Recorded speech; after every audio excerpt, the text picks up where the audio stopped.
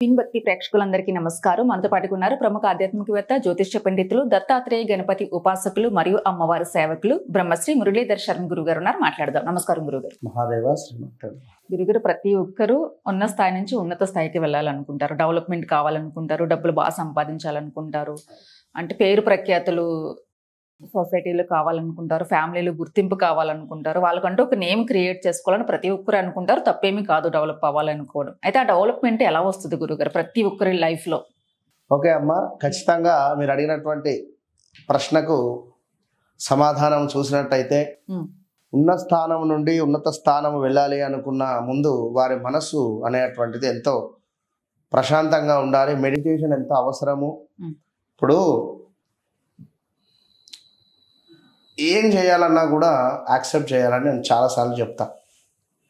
ఇప్పుడు ఒక 10 లక్షల అప్పు ఉంది. అప్పు నేను తీర్చాలి. మరొక వ్యక్తి ఏం తీరుస్తుంది, ఎగ్గొట్టేసే ఎవరేమంటారు అని ఒకరు అన్నారు. ఓకే, ఇక్కడ వాళ్ళన్నా వీరిది యాక్సెప్ట్ చేయాలి, వీరన్నా వారిది యాక్సెప్ట్ చేయాలి. అయ్యో, ఇప్పుడు 10 లక్షల అప్పు ఉంది, నేను తీర్చాలి. ఓకే, యాక్సెప్ట్, తీర్చేయి. ఏం తీరుస్తావులే, ఎగ్గొట్టేసేయి. Okay, accept, ఎగ్గొడతాం. అనుకున్నంత మాత్రాన ఏం చేయలేం కదా. అంటే అర్థం చేసుకోండి, నా పాయింట్ అర్థం చేసుకోండి. ఇక్కడ ఈరోజు టాపిక్ ఇది. 10 లక్షల అప్పు తీర్చాలంటే ఈ కాలంలో ఎంత ఇబ్బంది పడుతుంది, ఎన్ని రోజులు టైం పడుతుంది 10 లక్షలు మనం సంపాదించాలంటే? ఒక మధ్యతరగతి వారు ఒక 1 year 2 year లేదా 3 years అయినా పడుతుంది. అప్పటి వరకు నువ్వు ఇంట్రెస్ట్ కట్టావా లేదా వానికి టైం చెప్పుకుంటా, అది మీ తర్వాత అండర్స్టాండింగ్.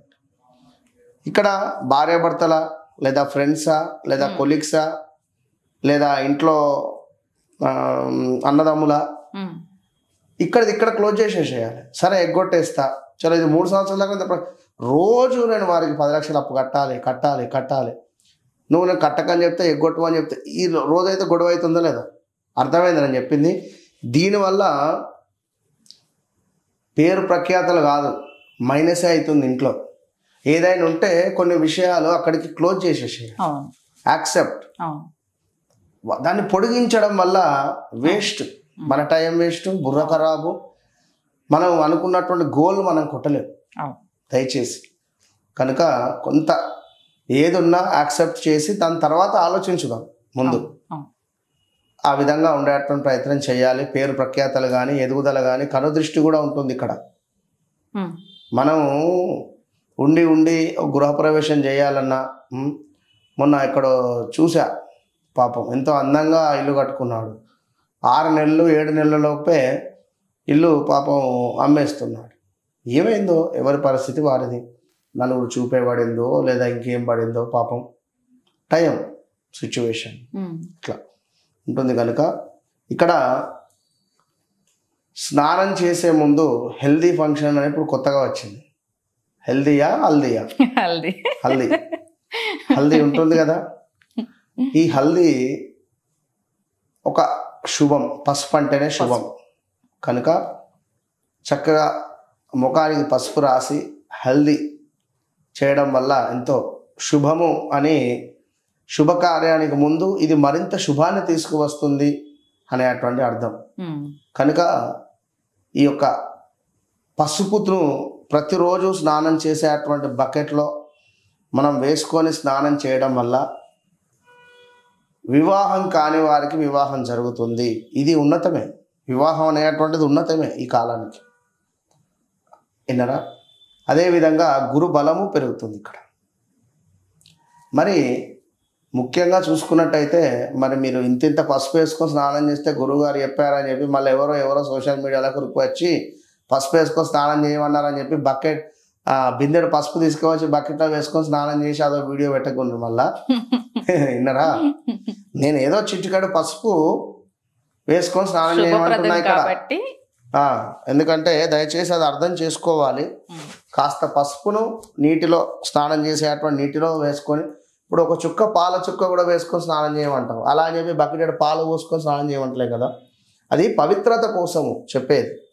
కనుక ఈ విధంగా పసుపును ఒక చుక్క అంటే ఒక ఇంత నీటిలో చిటికెడు పసుపును నీటిలో వేసుకొని స్నానం చేయడం మూలకంగా తప్పకుండా వివాహం కాని వారికి వివాహం జరిగేటువంటి పరిస్థితి ఉంటుంది. స్థానచలనం కావాలి అనుకున్నా లేదా ప్రదేశ మార్పు కావాలి అనుకున్నా ఈ విధంగా చేయండి, బాగుంటుంది. ఉద్యోగంలో ఉన్నతం కోసమైనా కూడా చేయొచ్చును. ఇక పేరు ప్రఖ్యాతలు, మీ పేరు ప్రఖ్యాతలు కానీ ఉన్న పేరు ప్రఖ్యాతలను కాపాడుకోవాలి అన్నా లేదా మనము కొంత మన మైండ్ సెట్ కానీ లేదా మన విధి విధానాలు మారాలి అనుకున్నా కూడా చక్కగా కూడా రోజ్ వాటర్ను యాడ్ చేసుకొని స్నానం చేయాలి. పసుపుతో పాటు పసుపుది అయిపోయింది ఇక్కడ, మరలా రోజ్ వాటర్ ఇది విన్నరా, రోజ్ వాటర్తో స్నానం చేయడం వల్ల పేరు ప్రఖ్యాతలు వస్తాయి. మంచి పేరు ప్రఖ్యాతలు వచ్చే పరిస్థితి ఉంటుంది. ఇక మనకు రాక్ సాల్ట్ వాడడం వల్ల, రాక్ సాల్ట్ అంటే రాళ్ళ ఉప్పును కాస్త వేసుకొని స్నానం చేయడం వల్ల ఎదుగుదల అనేటువంటిది ఉంటుంది.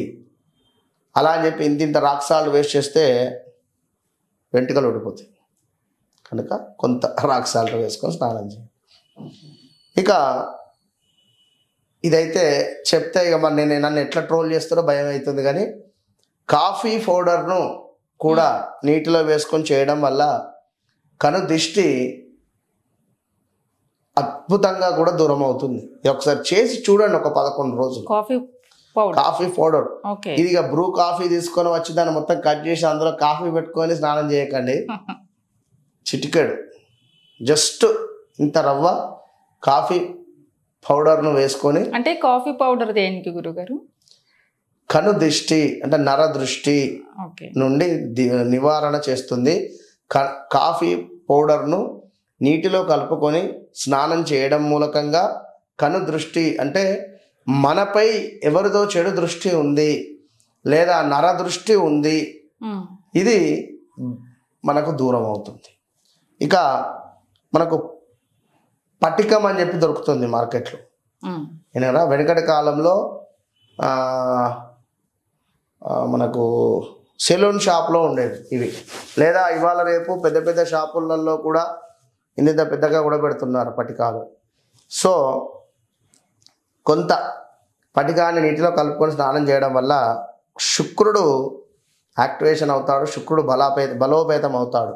దీనివల్ల శుక్రుడు అంటేనే మనకు లగ్జరీ, శుక్రుడు అంటేనే భార్యాభర్తలలో అన్యోన్యత కనుక అలాంటి శుక్రుడు మనకు ఎంతో ఇల్లు కానీ పేరు కానీ వాహనం కానీ బంగారం కానీ ఇలాంటివి ఇచ్చేటువంటి గ్రహము శుక్రుడు కనుక ఈ విధంగా మీరు స్నానాది కార్యక్రమాలు చేయడం వల్ల మనం చెప్పినటువంటి వస్తువులను కలుపుకొని ప్రతిరోజు కదా గురుగారు, ప్రతిరోజు చేయండి. ఒక 47 రోజులు లేదా 11 రోజులలో ఎలాంటి పరిస్థితి ఉంది అనేటువంటిది మీకే అర్థమవుతుంది. All the best. Smart remedies.